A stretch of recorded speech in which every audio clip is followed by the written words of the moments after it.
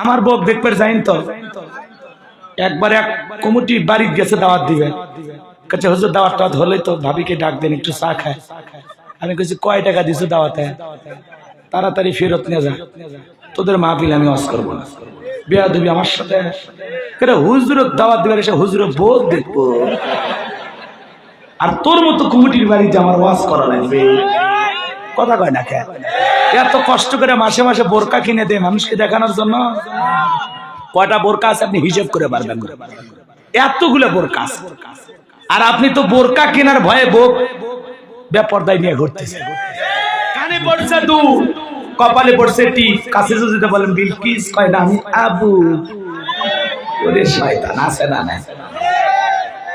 বুখারী শরীফের স্পষ্ট হাদিস, আল্লাহ রাসূল বলেছেন কোন পুরুষ যদি নারীর বেশ ধারণ করে, কোন নারী যদি পুরুষের বেশ ধারণ করে, আল্লাহর লানত তাদের উপরে। কথা বলেন ঠিক কিনা? এরপরে এত সুযোগ সুবিধা আছে বাংলাদেশে।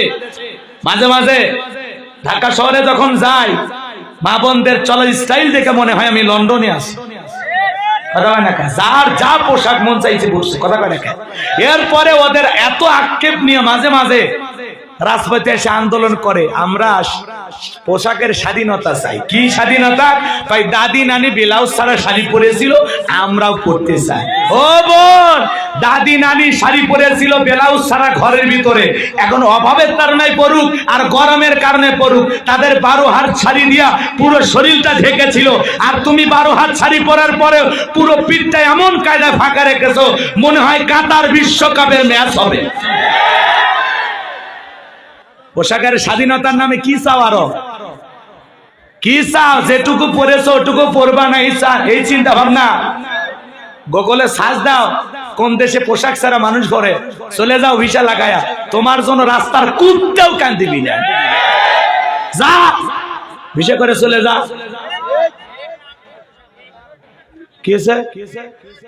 কথা তাই না? তোমার রুচি যেমন সেই দেশে যাও, এ দেশে তো আর ওই রং ঢং চলবে না। কথা কয় না কেন? কথা বলেন না কেন? কারণ এদেশ মুসলমানের দেশ, এদেশ কোরআনওয়ালাদের দেশ, এদেশ মসজিদ মাদ্রাসার দেশ। এদেশে কেউ লাইনটা হয়ে ঘুরবে, মুসলমান মেনে নেবে না। নামাজ পড়ি, তোমরা উল্টা পাল্টা পোশাক পরে আমাদের নামাজেরও সমস্যা। এক চাচা এত তারা উড়ে করে ওযু করছে, এক ঠ্যাং না ধুয়ে মসজিদে ঢুকছে, তাই সারা মসজিদ পিছলে খায়। চাচা একদিক লঙ্গি একদিক, তাও কয় আল্লাহু আকবার। মানুষ কাকে লঙ্গি ঠিক করে, কয় আগে জামাত ধরে আছে না? নামাজের মধ্যে তারা আল্লাহু আকবার বইলে মসজিদের ফ্যানের দিকে এদিক ওদিক তাকাচ্ছে। চাচা নামাজের নিউজ ছেড়ে দে, আগে ফ্যান গনে কয়টা ফ্যান আছে, ফ্যান মসজিদে কয়টা থেকে গণ। কারণ মরার পরে ফেরেশতারা কবরে প্রথমে প্রশ্ন করবে তোমাদের মসজিদে ফ্যান কয়টি ছিল, এসি কয়টি ছিল, কোন দেয়ালে কি লেখা ছিল, প্রশ্ন করবে। তাহলে তোমার চোখে এদিক ওদিক জায়গায় চোখ থাকবে নামাজের সিজদা। শোনেন, নামাজের ভিতরে মাঝে মাঝে দুনিয়াবি এত কথা আমাদের মনে হয়, দুনিয়াবি এত চিন্তা মনে হয়, মাঝে মাঝে আমরা ভুলেই যাই কয় রাকাত করেছি। মাঝে মাঝে এত দুনিয়াবি চিন্তা মনে হয় সিজদা 2টা দিলাম না 3টা দিলাম, আর একটা দেবো কিনা সন্দেহে থাকি না। কথা কয় না? কারণ আমাদের পাগল মন খালি ছটফট করে। নামাজ পড়ে পারকুল, মন চলে যায় কয়েকটা বাজে, মন চলে যায় উল্লাপাড়া, মন চলে যায় ঢাকায়, নামাজ পড়ি মন চলে যায় ভারতের বর্ডারে। আমাদের পাগল মন খালি ছটফট করে। কথা কয় না? পাগল মোহন মোহন রে, মন কেন মসজিদে না যায় রে, আল্লাহ রে কোন দুনিয়ায় পাঠাইলাই আমারে। বর্তমানের নারী পুরুষ সমান সমান মা, লম্বা চুল কাটিয়া আবার মাথায় লাগাই ক্যাপ, আল্লাহ রে কোন দুনিয়ায় পাঠাইলাই আমারে। জিন্সের প্যান্ট শার্ট পরিয়া রাস্তা হাইটা যায়, উলানা মাইয়া ওইটা সিনা বড় দায়, আল্লাহ রে কোন দুনিয়ায় পাঠাইলাই আমারে। মহিলা জোহরের নামাজ পড়তে যাচ্ছেন, রাস্তায় যদি বেকায়দায় উল্টা পাল্টা সাজ দিয়ে যায়, একবার যদি নজর পড়ে, নামাজ পড়বে যা মনে হবে কি দেখলাম। কথা নাম ঠিক কিনা?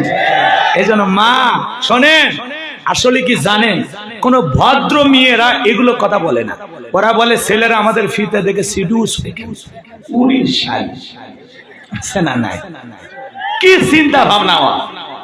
এই মা বোন শোনেন, ভালো করে শুনে যান, যে নারীর ভিতরে লজ্জা আছে, শরম আছে, ভদ্রতা আছে, সভ্যতা আছে, বাপ যদি মুসলমান হয়, ওই মেয়ে কোনদিন বোরকা ছাড়া নিজের দেহকে প্রদর্শন করে বেড়াইতে পারে না। মনে রাখবেন, যে জিনিস যত দামি তার প্যাকেট তত দামি। কথা বলে না? পর্দা হলো প্রত্যেকটা নারীর সিকিউরিটি দেবে, পর্দা হলো প্রত্যেকটা নারীকে নিরাপত্তা দেবে, পর্দা হলো প্রত্যেকটা নারীর মর্যাদার বিষয়। পর্দা করলে নারীর মর্যাদা বাড়ে, কমে না। পর্দা করলে নারী সম্মানিত হয়। কথা বলে ঠিক কিনা? আর যারা বোরকা ছাড়া রং ঢং করে সেজে গুজে যায়, মানুষ কি তাদের দিকে ভালো নজরে তাকায়? এই জন্য বোঝা যায় যে মেয়ে বোরকা ছাড়া ঘরে, যার পোশাক যত উল্টা পাল্টা অর্ধলঙ্গ পোশাক করছে, বুঝবেন আর চরিত্রে ডিস্টার্ব আছে। আর যদি ভালো মা হইতো, ভালো বোন হইতো, তাহলে জীবনে কোনোদিন উল্টা পাল্টা পোশাক পরে রাস্তাঘাটে বের হইতো না। কথা বলে ঠিক কিনা? এই জন্য আপনার মেয়েকে পর্দা করানোর দায়িত্ব বাবা হিসেবে আপনার, আপনার স্ত্রীকে পর্দা করানোর দায়িত্ব আপনার। কথা বলেন ঠিক কিনা? কথা কয় না? তারপরে দেশে তো পোশাকের স্বাধীনতা আছে। কেউ জিন্সের প্যান্ট ঘুরেছে, কেউ কছে মেয়ে বোরকা পরো যাও, জোর করছে, কেউ পরে। পরো বোন, তুমি যদি জিন্সের প্যান্ট পরিয়া মানুষকে বুঝাও, সমস্যা নাই। তুমি যদি গেঞ্জি পরে হাফ প্যান্ট পরে ঘুরে শান্তি পাও, তো মনে রাখবা এই দুনিয়ার শান্তি তোমার শেষ। পরকালে তোমার কবরে জাহান্নামের আগুন দাউ দাউ করে জ্বলবে। এই দুনিয়া চিরকাল না। রূপ যৌবন প্রদর্শন করা জিনিস না, এটা হলো স্বামীর আমানত। যত হেফাজত করা যায় তত আপনার দাম বাড়বে। কথা ঠিক কিনা? আরে যৌতুক দিয়ে বিয়ে কি আমনি দেশে নামছে? কথা কয় না? যৌতুক নেওয়া যায় না হারাম? আর মহারানা দেওয়া, মহারানা হলো প্রত্যেকটা নারীর অধিকার। আজকে যুবকেরা মহারানা দেয় না কেন? যখনই বলেছে বাবা এসে উত্তরপাড়ার অমুকের মেয়ের সাথে তোমার বিয়ে, আপনার দেখছি আমি। কথা কয় না কেন? আর যদি ওই উত্তর পাড়ার আব্দুল করিমের মেয়েকে ছোট থেকে বড় হওয়া পর্যন্ত কেউ না দেখতো যে প্যাকেটের ভিতরের মানুষটা কেমন, আকর্ষণ কমতো না বাড়তো? এলাকার ছেলেরা মোটরসাইকেল দিয়ে লাইন দিত, আর শ্বশুর হওয়ার আগে চা পান খাওয়াইতো। আব্বা দেখেন আমি কিন্তু ভালো ছেলে, বিড়ি খাই না, সিগারেট খাই। আপনার মেয়েটারে যদি দেন, সুখে রাখবো, রাজরানী করে রাখবো।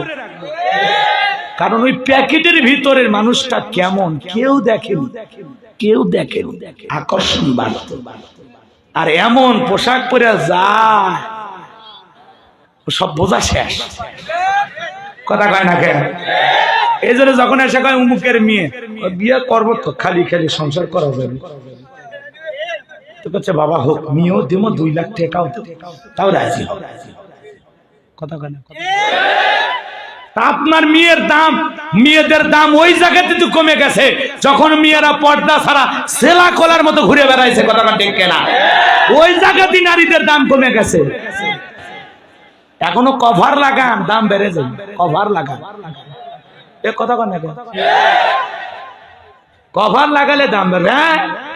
আজকে থেকে যদি বাংলাদেশের প্রত্যেকটা নারী বোরকা পরে, পর্দা করে, বাইরে একটা নারী যদি ঢিলে ঢালা বোরকা পরে, হাত মুজে পা মুজে লাগা রাস্তা দিয়ে হাইটা যায়, মনের অজান্তে শ্রদ্ধার সম্মানে মাথা নত হয়ে আসে।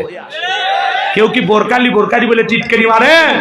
মারে না। কেউ ওই যে বিউটি পার্লারের সাজ দিলে, রং ঢঙ্গের সাজ দিলে, ঠোঁটটা ওই রকম লাল করছে, চোখে দিছে মাস্কারা, যুবকের ঘুম সারা। কথা কয় না?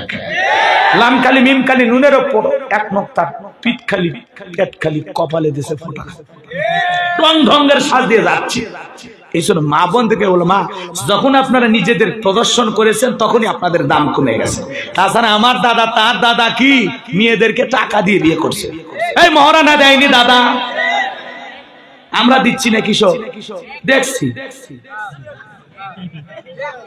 ওটা মার্কেটে চলে না, উল্টা আরো টাকা দাও, চালাইতে গেলে বহু টাকা লাগে। হ্যাঁ, আকার ইঙ্গিতে বলেছি, বেশি কম যাবে। আমি হুজুর মানুষ, সামান্য হলে লজ্জা আছে। মরে গেলে বুঝতে পারবে যে এই কথাগুলো এত সুন্দর করে আর কেউ বলবে না।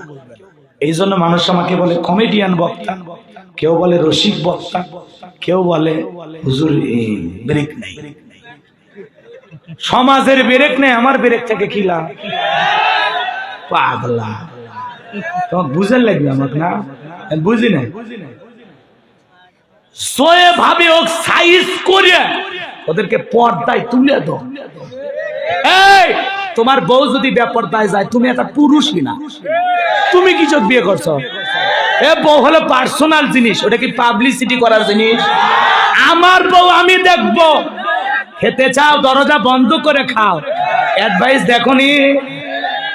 তোমার বউ এলাকার মানুষ দেখবি কে? এত কষ্ট করে নাইট ক্রিম, ফাইট ক্রিম, ফর্সা হওয়া ক্রিম, কত কি লোশন, তেল, দেশি বিদেশি, এত কিছু দিচ্ছি কেন?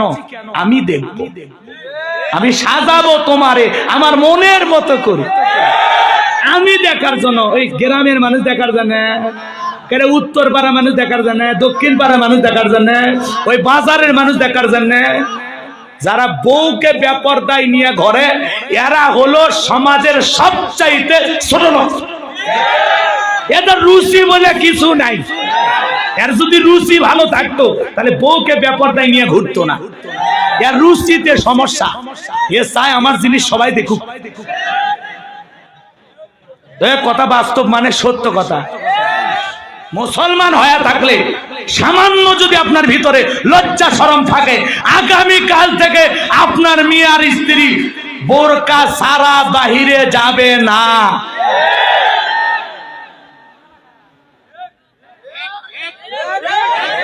ঠিক? এখন আপনি যদি মনে করেন আমার বউকে এলাকাবাসী দেখবে, একটু হক আছে,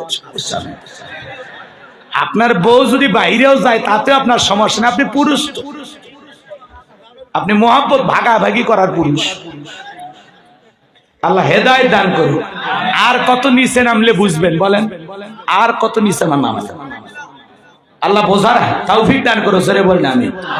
ভাইরে, মেয়েদের জন্য পর্দা করা ফরজ, এটা আল্লাহর বিধান, এটা কোনো হুজুরের বিধান না।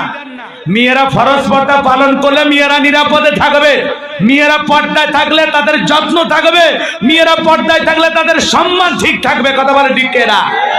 আমার যুবক ভাইরা রে, হৃদয়ের কান পেতে কথাগুলো শুনে যাও। যে কথা বলতে চাচ্ছিলাম মনে হয় ভুলে গেছো। তাহলে নামাজের মতো পড়ার দরকার আছে না নাই? নামাজ পড়তে গিয়ে দুনিয়াবি চিন্তা করলে হবে না। লম্বা সময় হয়ে যাচ্ছে, আমি লম্বা করতে পারবো না। মূল কথা যেটা বলতে চাচ্ছিলাম, আমার আল্লাহ বলেন, আল্লাযীনা হুম ফি সালাতিহিম খাশিউন। আমার আল্লাহ বলেন, যারা নিজেদের সালাত বিনয়ের সহিত, নম্রতার সহিত, খুশু খুদু ভাব নিয়ে আল্লাহর ভয়ে, আপনি আমি যখন মসজিদের ভিতরে প্রবেশ করব, মনের ভিতরে আল্লাহর ভয় থাকবে।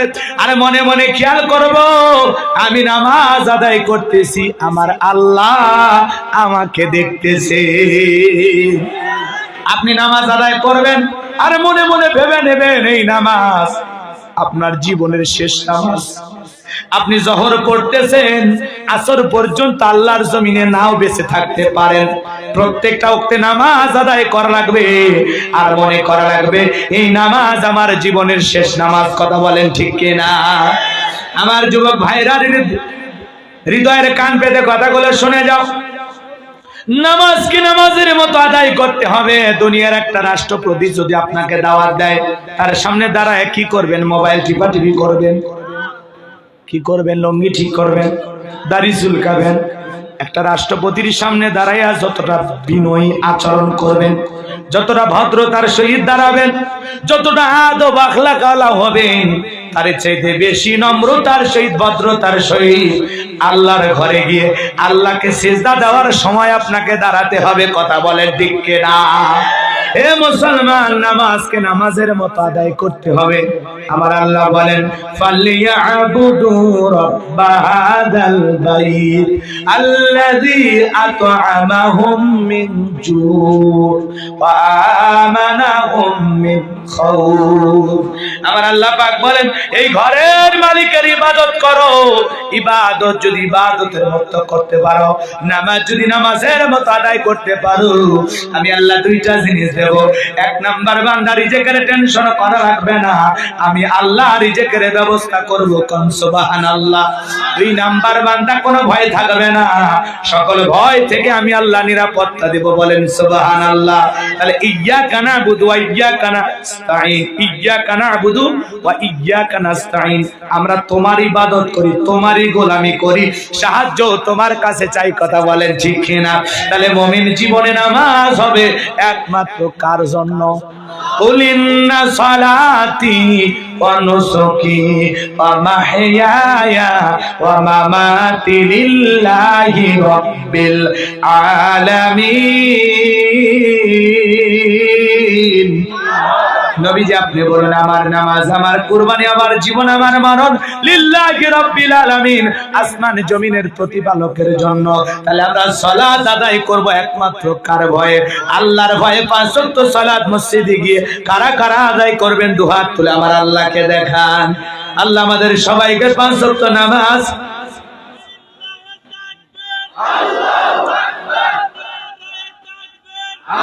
আল্লাহ পাক আমাদের সবাইকে 5 ওয়াক্ত নামাজ মসজিদে গিয়ে আল্লাহর ভয়ে জামাতের সহিত আদায় করার তৌফিক দান করুন, জোরে বলেন আমিন। এ ভাইরা আমার, আমাদের বাংলাদেশে জুমার নামাজের জন্য মসজিদ 2 তলা 3 তলা করা হয়, কথা কয় না কে? ফজরের নামাজের সময় আকামত দেওয়ার মতো মুসল্লিও খুঁজে পাওয়া যায় না। আর বিশ্বনবীর জামানায় জুমার নামাজের দৃশ্য যেমন ছিল, ফজরের নামাজের দৃশ্য কেমন ছিল? ফজরের সময় মসজিদ কানায় কানায় পূর্ণ, জুমার নামাজের সময় মসজিদ কানায় কানায় পূর্ণ, বলেন সুবহানাল্লাহ।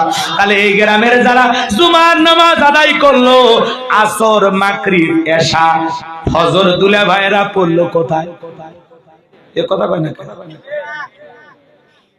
ফজর পড়া দরকার আছে না? এ যুবক, নামাজ না পড়ে ঘুমাও, এই ঘুম ভাঙলে সকাল, না ভাঙলে পরকাল, কথা বলে ঠিক কিনা? কেমন করে ঘুমাও তুমি ও মানুষ, কেমন করে ঘুমাও তুমি ফজর করে কাজা, এমন তো হতে পারে ও তোমার জোহরে জানাজা, এমন তো হতে পারে ও তোমার জোহরে জানাজা।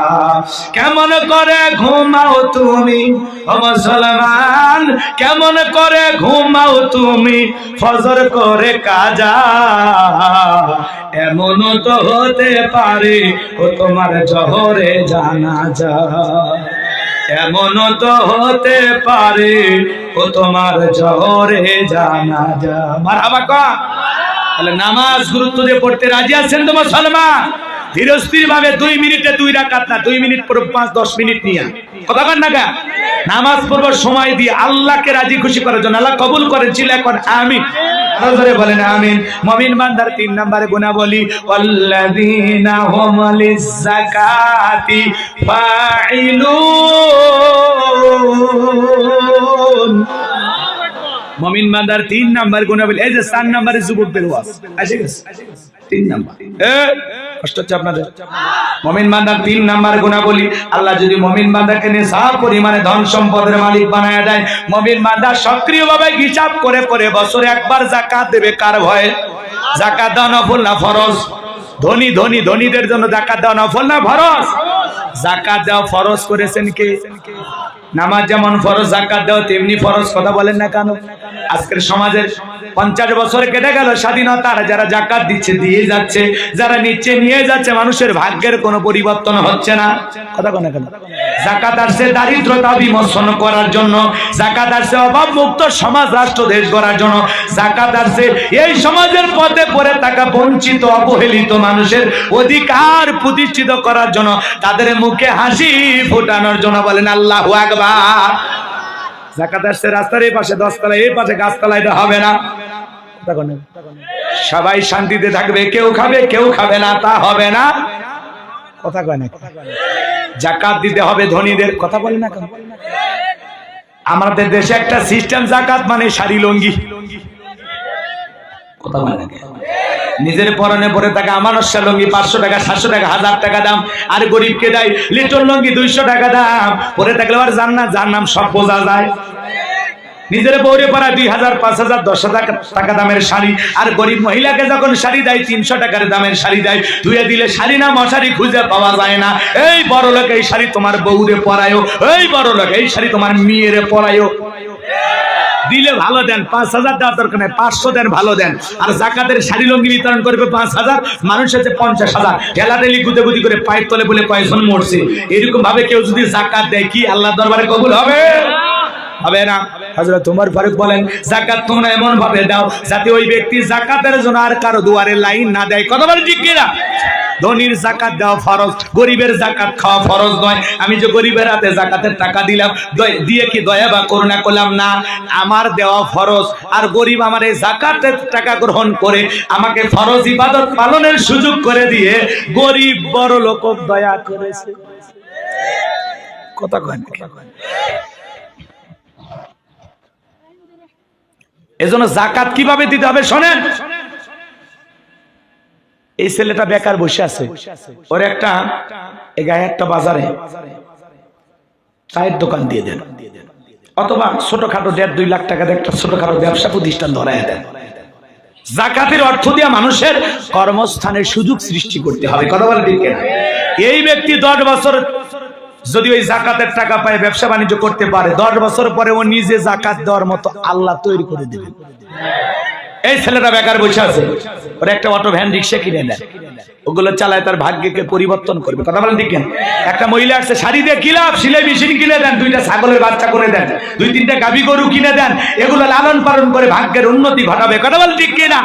যাকাত দিয়ে মানুষের কর্মস্থানে ব্যবস্থা করতে হবে। আর 500-200 টাকাতে পুরো এলাকা পৌঁছায় কোনো লাভ নাই। কথা কয় না? আপনার 2 লাখ আসছে 2 জনাক দেন, 5 লাখ আসছে 3 জনাক দেন। কথা কয় না? যাকাত আসছে দারিদ্রতা বিমোচন করার জন্য। এদেশে জরিপ করা হয়েছে, শোনেন, 10 বছর যদি ধনীদের কাছ থেকে যাকাত কালেকশন করা হতো আর সঠিক পদ্ধতিতে এই যাকাতের টাকাগুলো যদি বন্টন করা হতো, বাংলাদেশে 10 বছর পরে একজন গরিব যাকাত নেওয়ার জন্য হেজাক জ্বলায় খুঁজে পাওয়া যাইতো না। সুবহানাল্লাহ বলবেন না? এজন্য সমাজের অর্থনীতি লাগবে, যাকাত ভিত্তিক অর্থনীতি চালু করা লাগবে। আমাদের সমাজের অর্থনীতি যাকাত ভিত্তিক না সুদ ভিত্তিক? সুদ ভিত্তিক অর্থনীতি হালাল না হারাম? এইজন্য হারামে কোনো বরকত নাই। কথা বলে না কেন? হারামের বৃদ্ধিকে ধ্বংস করে দেবেন কে? সুদের বৃদ্ধিকে ধ্বংস করে দিবেন কে? আর দান সৎকার বৃদ্ধিকে বহুগুণে বৃদ্ধি করে দেন তিনি কে? এজন্য সুদ ভিত্তিক অর্থনীতি নয়, মুসলমানের যাকাত ভিত্তিক অর্থনীতি চালু করা ফরজ। এই শোনেন, এদেশে অনেক মন্ত্রণালয় আছে। আমাদের দুর্ভিক্ষের কথা বলা হয়, অনুরোধের ভাষায় বলবো, একটা যাকাত মন্ত্রণালয় চালু করে। কথা কয় না কেন? একটু আওয়াজ দেন, আওয়াজ দেন। অস্ত্র শেষই করে দিচ্ছি, এদিক শোনেন, রাগ করিয়েন না। একটা যাকাত মন্ত্রণালয় চালু করতে হবে। আর এদেশের বিজ্ঞ ইসলামিক স্কলার, গবেষক, দিনের দায়ী বড় বড় আলেম ওলামাদের মাধ্যমে এই যাকাত মন্ত্রণালয়টা পরিচালনার দায়িত্বভার তাদের কাঁধে দিতে হবে। কথা বলে না কেন? আর এই আলেমদের দায়িত্ব হলো সমস্ত ধনীদের তালিকা করতে হবে। তালিকা করে যাকাত তাদের কাছ থেকে কালেকশন করা লাগবে। মানুষ যাকাত দিবার চায় না, টাকা পকেট থেকে খুলে মানুষের হাতে দেওয়া, 4টিখানি কথা না। কথা কয় না কে? ইনি বড় লোক, এনার যাকাত আসছে 100 কোটি টাকা, উনি 10 কোটি টাকা কোনো মতে দিয়ে নিজের 90 কোটি টাকা যাকাত নিজে মারিয়া খায়। বড় লোক স্বচ্ছভাবে হিসাব করে যাকাত দেয় না। যদি দিত, বাংলাদেশে এত গরিব মানুষ থাকতো না। ইনি বড় লোক, 10 লাখ টাকা আসছে, 2-3 লাখ টাকা কোনো মতে দিয়ে নিজের 7 লাখ টাকা যাকাত নিজে মারিয়া খায়। অধিকাংশ ধনীরা হিসাব নিকাশ করে যাকাত দেয় না, খালি বাঁচার ধান্দা করে। কথা কন না কেন? আর যখন আলেমদের মাধ্যমে দায়িত্ব পালন করা লাগবে, যাকাত দিব না মানে যাকাত আদায় করা লাগবে। এই তোর কোন ব্যাংকে কত টাকা আছে হিসাব নিকাশ? বড় লোক, তোমার যাকাত আসছে 10 কোটি 99 লক্ষ 90,000। কথা কন না? আর যখন ওনার হাতে দায়িত্ব থাকলে উনি কি করে? যাকাত আসছে 10 কোটি, কই না এত টাকা দিলে তো আমার নগদ কাঁচা টাকা এইভাবে মানুষকে দেওয়া দরকার নাই, 2-1 কোটি। শয়তান আসে কয় অল্প দেন তো। শয়তান আসে কি কয়? অল্প দেন। কথা কয় না? হযরত মুসা আলাইহিস সালাম, একটা ঘটনা বলাই লাগবে, না হলে বুঝবেন না, কষ্ট হচ্ছে আপনাদের। মুসা আলাইহিস সালাম কারুনকে যা বলে, কারুন যাকাত দিতে হবে। কারণ বলে মুসা আমি যাকাত দিতে পারবো না। মুসা আলাইহিস সালাম বলে যাকাত না দিলে যাকাত আদায় করা হবে। ধনীরা তো দিবের চাবি না, কি করা রাখবি? আদায় করা লাগবে। কারণ বলতেছে কত? শতকরা 2.5%। আচ্ছা ঠিক আছে, যাও হিসাব নিকাশ করি। মুসা নবীর রাগ কম না বেশি? এই দুনিয়াতে দুইজন নবীর রাগ হলো সবচেয়ে বেশি। একজন হলেন নবী মুসা আলাইহিস সালাম, আর একজন হলেন নবী সুলাইমান। আল্লাহু আকবার বলেন। এদিক শোনেন, লম্বা হবে, আমি লম্বা করব না, সংক্ষিপ্ত করে বলে দিচ্ছি বাজান গো আমার। কারণ আল্লাহ পাক এত সম্পদ দিয়েছিল, 70টা উট লাগতো চাবি বহন করতে। চাবি যদি এত হয় তালা কত, আর তালা যদি এত হয় সিন্ধুকে মাল কত, ছোট মাথায় ধরবে না। এমনি তো কৃপণ, ভালো করে বোঝেন, হিসাব নিকেশ করে দেখে 7 দিন 7 রাত যদি যাকাতের টাকা বিলানো হয়, এরপরেও যাকাতের টাকা দিয়ে শেষ করা যাবে না। এমনি তো কৃপণ পায়ে স্যান্ডেল দেয় না, ক্ষয় যাবে বলে, গায়ে জামা যায় না, ছিঁড়ে যাবে বলে। সেই কৃপণের পক্ষে কি এত যাকাত দেওয়া সম্ভব? কথা কন না, রাগ করতেছেন মনে হয়? ভালো করে কথাগুলো বুঝবেন বাজান গো আমার। কৃপণ খুব কঠিন একটা মানুষ। কৃপণ তার সম্পদ সহজে বিলাইতে চায় না। এক কৃপণের গল্প শোনেন নাই? শোনেননি? এক ধনী অসুস্থ, রক্তের গ্রুপ কারোর সাথে মিলতেছে না। কথা কি বুঝতে পারছেন? খুঁজতে খুঁজতে ওই কৃপণের রক্তের গ্রুপের সাথে রক্তের গ্রুপ মিলে গেছে। এবার বলতেছে তোমার রক্ত দেওয়া লাগবে। কৃপণ বলে আমি ঠিক মতো ভাতই খাই না, আমি রক্ত দেওয়ার মানুষ। দেওয়াই লাগবে। জোর করে হাসপাতালে নিয়ে গেছে। নিয়ে যাওয়ার পরে 3 ব্যাগ রক্ত নিয়ে ধনী বান্দা 3 লাখ টাকার চেক লিখে দিয়েছে। কৃপণ কয় এটা কি? কয় 3 লাখ টাকার চেক। আরো 3 ব্যাগ নেন। আপাতত লাগবে না, যেদিন লাগবে সেদিন ফোন করা হবে। এইবার ধনীর আবার কয়েক মাস পর রক্তের প্রয়োজন হলো, ফোন করেছে। হ্যালো ভাই কৃপণ বলে হ্যাঁ, কি রক্ত লাগবে? বলে লাগবে মানে ওই জন্য তো ফোন দিছি। কয় কোন হাসপাতাল? খালি নাম কোন? কয় আসেন সিরাজগঞ্জের শেফালি হসপিটাল। কয় আমি আসতেছি। রুগী আসার আগে কৃপণ হাজির। এইবার হাসপাতালের বেডে শুয়ে 3 ব্যাগ রক্ত দিয়েছে। ধনী আল্লাহর বান্দা 10 টাকা দিয়েছে, 2 টাকার নোট, তার 3টা ছেঁড়া, 2টা কোনো মতে কমর সোজা করে দাঁড়িয়ে আছে। এই 10 টাকা পায়, করছে ভাই কি দিচ্ছেন? আগে 3 ব্যাগ দিলাম 3 লাখ, আর এখন 3 ব্যাগে মাত্র 10 টাকা। কই চুপ কর, সমস্যা তোর। কে? আগে আমি ধনী ছিলাম, মনটা বড় ছিল। তুই কৃপণ, তোর রক্তে ভেজা। যেদিন থেকে তোর রক্ত আমার শরীরের ভিতরে ঢুকছে, সেদিন থেকে আমি নিজেও কৃপণ হয়ে গেছি। কথা বোঝেন না? এজন্য রক্তে ভেজাল। নামাজির সাথে ঘুরবেন, নামাজি হবেন। আল্লাহওয়ালার সাথে ঘুরবেন, আল্লাহওয়ালা হবেন। সুদখোর ঘুষখোরের সাথে ঘুরলে আপনিও হারাম করে হবেন। এক কথায় যার সাথে ওঠা বসা করবেন তার চরিত্র আপনার ভিতরে ফুটে উঠবে। নেশাখোরের সাথে ঘুরলে ও আপনার নেশার সাগরে ডুব দিয়ে ছেড়ে দেবে। এ কথা কর না কেন?